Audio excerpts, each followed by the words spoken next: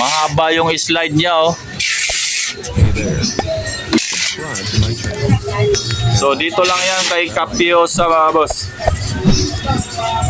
Yan. Feedback destroyer po ito, mga boss.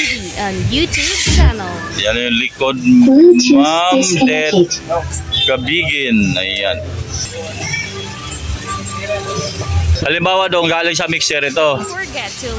Tapos ito yung papunta sa ano, yung mic. Ito, kung dalawa gagamitin na mic. Ayan yung galing sa mixer, yung input. Yan o. Ayan o, sinausaw na sa speaker yung mic. Wala nang feedback. So, okay. Yan po. Yun, pinatay niya na yung feedback. Class A DBX XTR 2.0 2.5 po rito kay Capiosa. Ma'am Det Kabigin ng Pangasinan. Ayan po. Ngayon. Ito. Sound distributor. Behringer Ultralink Pro. Bintahan mo nito, sir? 5,000. Class A DBX Drive Rack PE2. Magkano to, sir? 12.8. Yo, 12.8. Maba. 12.8. Dati lang 13.5 yan, 12.8 na. Maba na.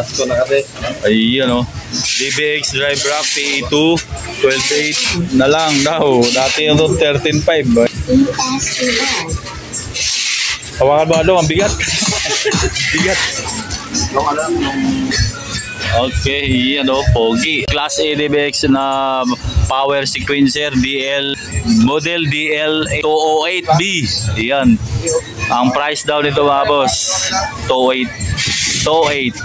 Yun. Ito 3.5 BBA maximizer 882i BBA class A 3.5. So dito lang yan sa Capiosa. Ito DBX na limiter 166XL.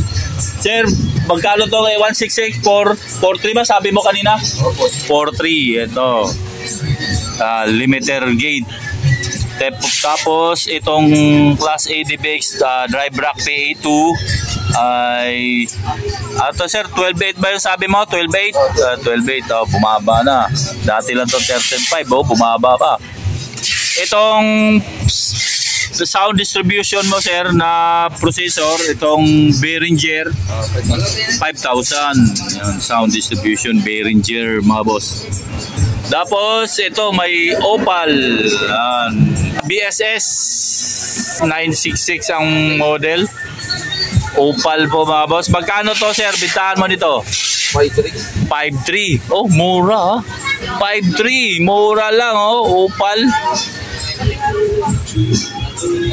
Oh.